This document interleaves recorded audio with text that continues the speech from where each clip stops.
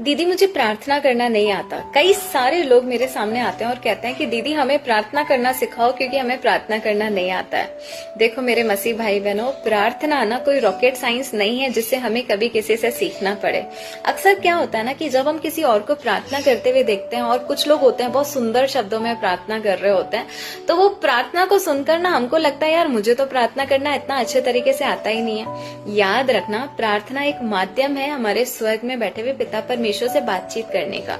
For example, इस संसार में एक बच्चे को अपने माँ बाप से बात करने के लिए कभी किसी से कोई ट्रेनिंग लेनी पड़ती है क्या? नहीं लेता है। उसे पता है वो मेरा पापा है, उसके सामने मुझे मन की सारी बातों को खुलकर एक्सप्रेस करना है।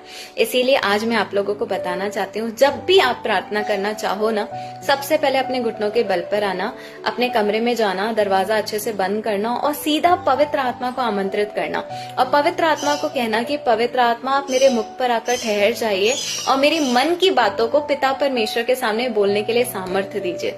याद रखना, रोमियो की पत्री 8 का 26 और 27 नंबर वचन कहता है कि पवित्र आत्मा हमें आहें भर भर कर खुद ही प्रार्थना करना सिखाता है। पवित्र आत्मा जांच लेता है कि हमारे मन में क्या चल रहा है। मतलब अगर खुशी होगी तो आपने देखा होगा कई सारे लोग जब प्रार्थना करते तो बड़ा खुश हो जाता है, और कई लोग प्रार्थना करते तो उनकी आंखों में से आंसू बह जाते हैं। क्यों? क्योंकि पवित्र आत्मा जांच लेता है कि हमारे मन में दुख है, तो वो रो रो के खुद ही आंसू बहा बहा कर प्रार्थना करना इंसान शुरू हो जाता है। कई सारे लोग बोलते हैं दीदी आज मैंने प्रार्थना किया, मेरे अंदर एक अलग ही एनर्जी फील हो रही है। क्यों? क्योंकि पवित्र आत्मा ने देख लिया कि इसके अंदर ताकत की कमी है, तो वो वैसी ही प्रार्थना करवाता है और वैसी ही आशीषों को हमारे ऊपर लाकर खींचकर डाल देता है।